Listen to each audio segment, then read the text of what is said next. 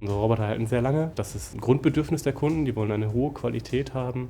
Es wird eine höhere Produktivität geschaffen. Man nehme das Beispiel einer B- und Entladung von einer Maschine. Wenn ich das mit einem Robotersystem mache, muss ich das nicht per Hand einlegen, sondern ich kann es automatisiert machen. Ich kann die komplette Nacht durcharbeiten mit einer Teilezuführung. Ein Return on Investment kann man grob angeben, wenn man sich die Kosten von Arbeitszeit von einem Menschen gegenüber den Kosten von Arbeitszeit von einem automatisierten System gegenüberstellt. Wenn ich eine Standardarbeitszeit rechne von 8 Stunden am Tag, dann ist so ein Robotersystem ungefähr bei 1,80 € die Stunde. Wenn ich eine 24/7-Produktion habe, ist der Return on Investment viel höher. Wir haben mehr Produktionssicherheit durch die KI in der Produktion und durch die Einbindung von neuer Intelligenz, von neuer Technik.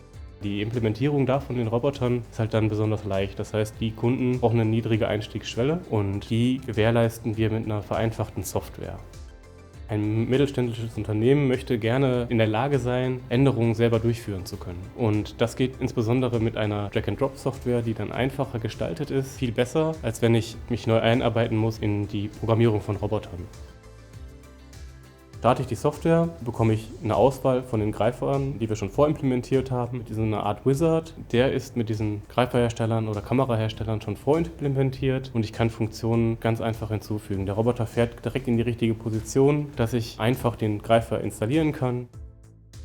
Der Vorteil bei unserem Mitsubishi Electric Roboter-System ist, dass wir einen Controller haben mit einer Technologie, der immer gleich kommuniziert. Also bei allen 3 Robotersystemen wird der eingesetzt und ermöglicht so einen Systemintegrator oder einem Partner, der schon eine Lösung kreiert hat für das Standardsystem, auch für den kollaborativen Roboter sofort eine Implementierung machen zu können. Das reduziert die Arbeitszeit für einen Systemintegrator drastisch, wenn er nicht für jedes System was Eigenes kreieren muss.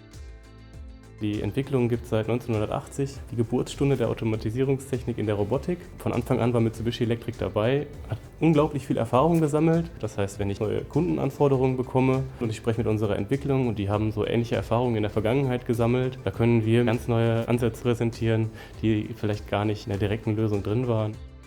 Wenn wir auf vorausschauende Wartungen schauen zum Beispiel, kann ich gerade mit der Robotik viel machen. Da wir unsere eigenen Servomotoren einsetzen, wissen wir, wie lange so ein Servomotor hält, wann er gegebenenfalls mal gewartet werden muss und auch wie die angeschlossenen Komponenten gewartet oder auch mal ausgetauscht werden müssen.